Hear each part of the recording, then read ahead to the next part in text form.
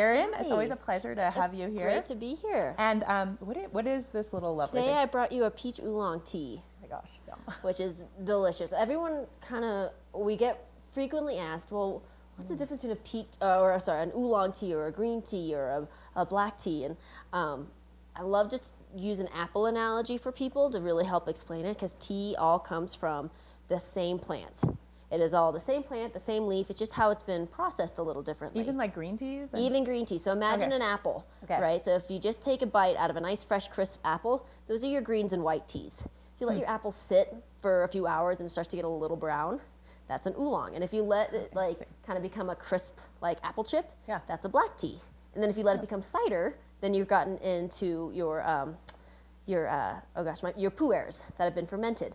Wow. So it's all the same apple. Huh. It's just how long it's been oxidized, how long the oxygen molecules have started to break down all the chemical compounds in that tea leaf. And then that just gives it a different And flavor. it does. It changes it entirely. So weird. So this is an oolong, which is kind of on a little brown of the A apple, little right? brown, yeah. And then of course you Gives can it have like, different.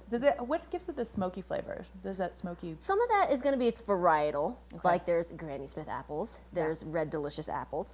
Okay. So just go with the apple analogy. You're going to get different flavors for your varietals. Same with coffee. Coffee has lots of different varietals.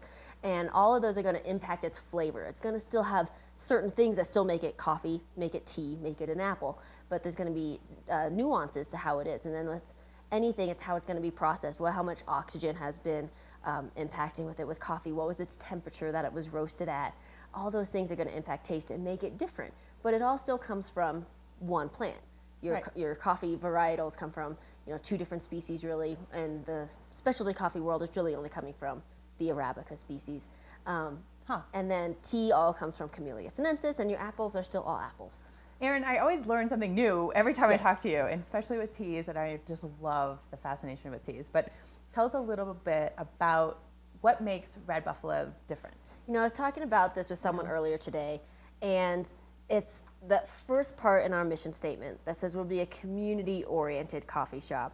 And that's what I love the most. And even this weekend was such a perfect example, because I had my noon group that always just happens to all meet at the same time. They've never met until they started coming into Red Buffalo, and we have those great community tables that are just really inviting you. Sit down and you can just look up across and you can just say hi to that person on the laptop across from you. And this is a great group of just locals. They come in and they happen to see each other every noon, a couple times a week. And then I have some people who are up here for a tech off retreat. So they had no internet, no cell phones, everything. And they came in every single day and they became just like a fun little family that I got to meet. And then we had this one woman who had a wedding up here, and we got to know her. We said congratulations, and the next day she brought us slices of her wedding cake. Oh, wow, that's so And cool. it's that sense of no matter if you're here for just a quick visit, you're here for a week, or you live here for years, it's that sense that everyone who comes in can really just get a sense of who Silverthorne is, what Silverthorne's all about, and just that fun, open mountain vibe that you don't always get in city shops. No, right. That sense that like anyone is welcome here. Yeah, and that's what makes going to a local coffee shop much better. It's just, your ambiance is so relaxing. Again, you guys are located right on the Blue River, and Yes. so it's almost zen-like, sitting out by the river, listening to the stream go by, reading your book, getting on your laptop, just enjoying coffee with wonderful. friends. It's so much fun. And it's so interesting because we're so close to that I-70 Silverthorne interstate exit, which is a quarter mile north of there. And so you have this big hustle and bustle of one of the biggest interstate interchanges in the United States in terms of like heavy traffic. At least that's what Silverthorne PD once told me. And but then you just have our back patio, which is just so relaxing and quiet. And then the front one, even though it's facing our parking lot, you still have our namesakes. You have Buffalo Mountain and Red Mountain and all of the Gore Range. And it's just beautiful. I think it's the best spot to just enjoy yourself and relax with your laptop because it's your second office, or a book because we have the library book exchange, whatever it is. Or you're just in and out on your way to work. And you guys always have good books. I got this great book the other day. I gave it to a friend. It's like, and maybe we should go because I know you're a skier, Yes. but there's these backcountry skiing at old ski resorts, so you can go back Yes, and do I that. have one of those books. But we're not going to We're not skiing yet. talking No, about, no, we are going to enjoy our For summer, summer. and because it's so fleeting up here, is. it really is, and the hikes are great. And I love to. We sell the Summit Hiker book Yeah. by Maris Ellen, and it's such a great book. And I try to sell it to everyone because it's all about summit hikes. It's not some of those hiking books you pick up and you're like, oh, that sounds fun. Oh, wait, it's a 5-hour drive away. Right.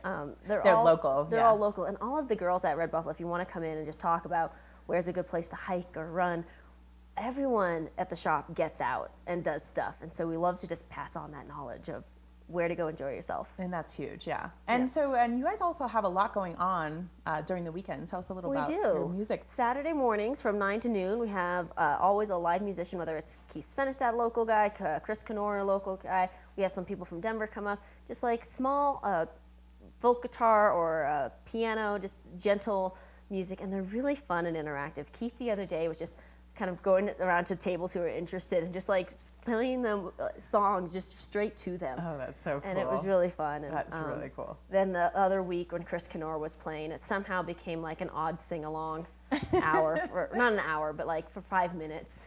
Well, So- and that's what's so different is that the local vibe and these local artists. These are musicians from the area as well. They are, yeah. Chris Kenora, I mean, his family's been up here since I think the early 1900s. Oh my gosh, So his family's been up here. that's a like a real long local. time. Yeah, that's huge. That's Yeah. crazy. And it's a fun place, and you don't really get that at.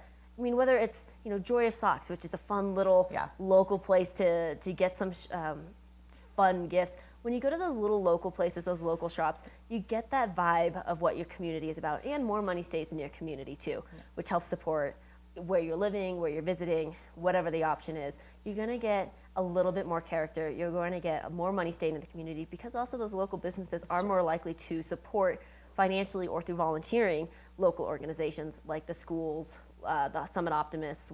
Pick your local cause. Right. Well, Erin, thank you so much. Tell us a little about where you guys are located and how Yes. people can find more information. Well, we're 358 Blue River Parkway in Silverthorne. So again, that's just a quarter mile north of that I-70 Silverthorne interstate exit. We're open 7 days a week, 6:30 to 5:30. We have a great active Facebook page, /Red Buffalo Cafe, or Instagram @Red Buffalo Cafe.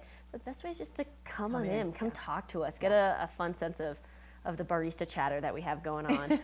Yeah, I was just there this weekend. It's a blast. If you've not been to Red Buffalo, definitely check it out. And we'll have more of Summit Sunrise right after this short break.